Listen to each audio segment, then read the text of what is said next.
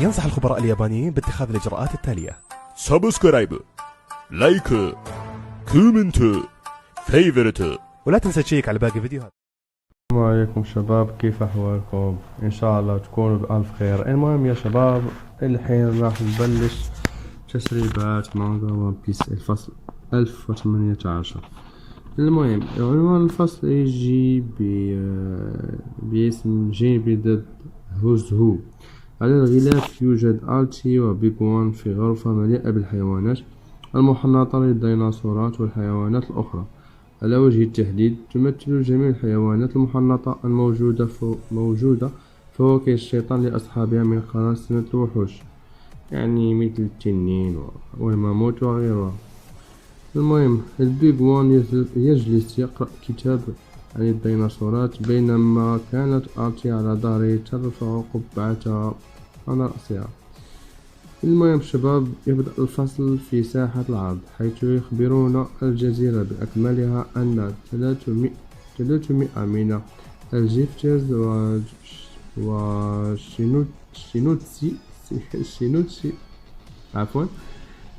شينوتشي قد خانوا كايدو عن طريق تبديل الجوانب، حيث رجعوا الآن إلى جانب تحالف الساموراي.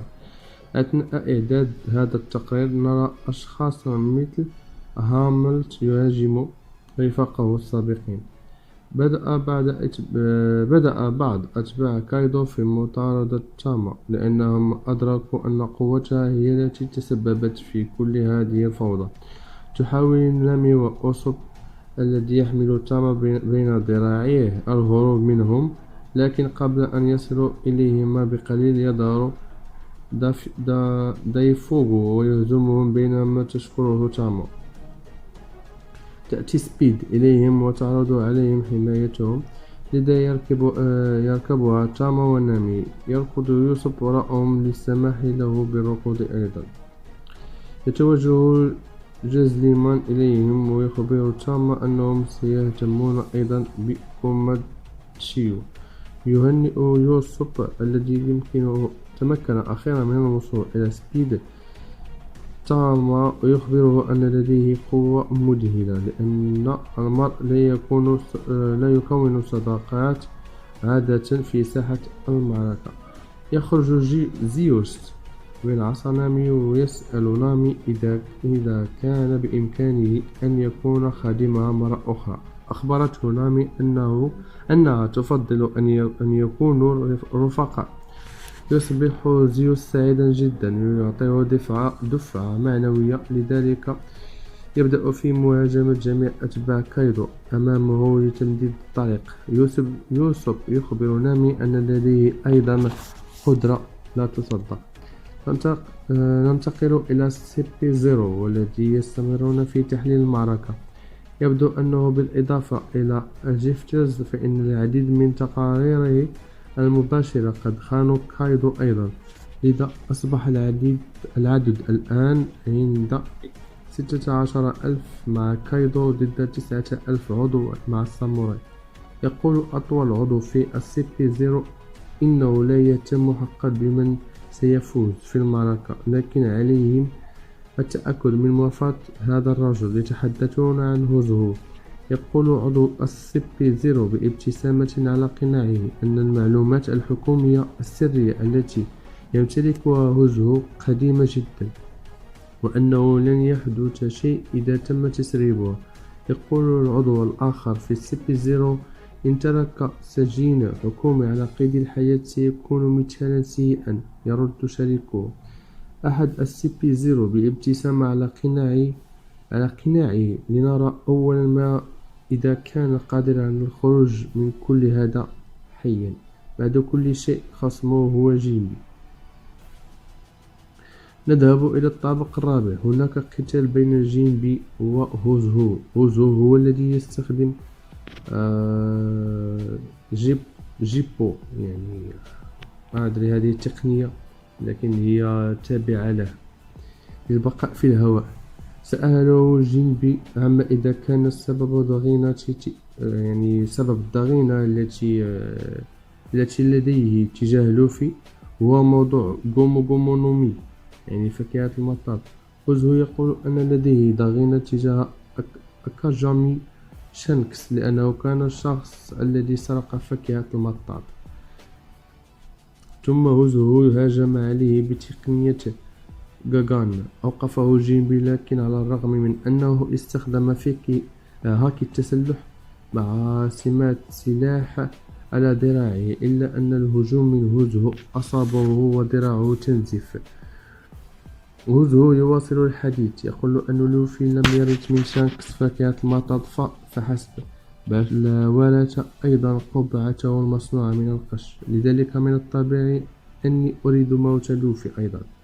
أثناء التحدث هوزهو يهاجم بواسطة غاغان على جينبي الذي تمكن من تفاديه من خلال التحرك بسرعة كبيرة. الهجومات قوية جدا لدرجة أنها تخترق الأرض وتصل إلى الطابق الثالث، مما يجعل أتباع كايدو الذين كانوا هناك يتفادونهم قدر الإمكان.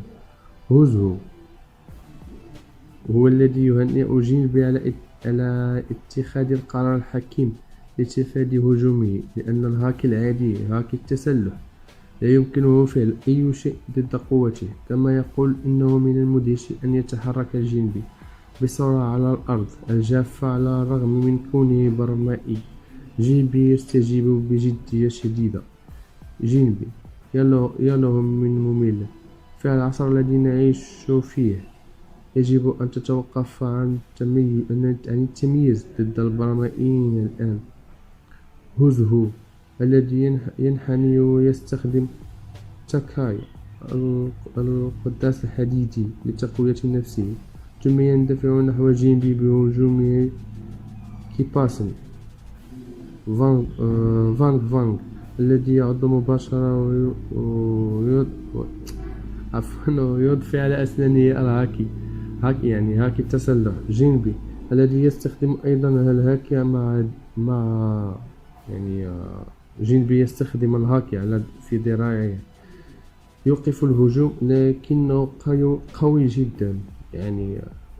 هجوم هوزهو قوي جدا لدرجة أنه تمكن من إزاحته على بعد أمتار قليلة، ومع ذلك تمكن جينبي من إبطائه ويستخدم هجومه فيشمان جوجوتسو لرفع هوزهو وتحطيمه على الأرض. الضربة تجعل هوزهو ينزف من الفم. لا يتوقف جينبي ويلقي وشوميزو طاقة الماء عليه، ولكن هوزهو الذي يستخدم تقنية سورو للهروب وتسلق عمود في الغرفة. يتوقف القتال لبعض اللحظات، وهوزهو لديه شيء يسأل جينبي عندما يتمسج وتعذيب هوزهو. قال له أحد الحراس أن يصلي إلى سانغود نيكا. يقال أن نيكا محارب أسطوري قادر على جعل الناس يبتسمون وتحريرهم من معاناتهم. علاوة على ذلك يقال أنه في يوم من الأيام يمكن أن يظهر لتحرير جميع عبيد العالم. بينما يروي هوزهو هذا، نرى صورة ظلية صورة رسمها المسرب لنيكا. هوزهو الذي يواصل الهجوم مرة أخرى ويرد عليه جينبي أثناء قتالهم. هوزهو يواصل الحديث، يقول هوزهو أنه منذ ذلك الحين عندما تعرض للتعذيب بدأ بالصلاة لنيكا، لأنه كان يتمنى أن ينقذه شخص ما، على الرغم من أنه لم يكن يعرف ما إذا كانت نيكا حقيقية أم مجرد أسطورة. سأله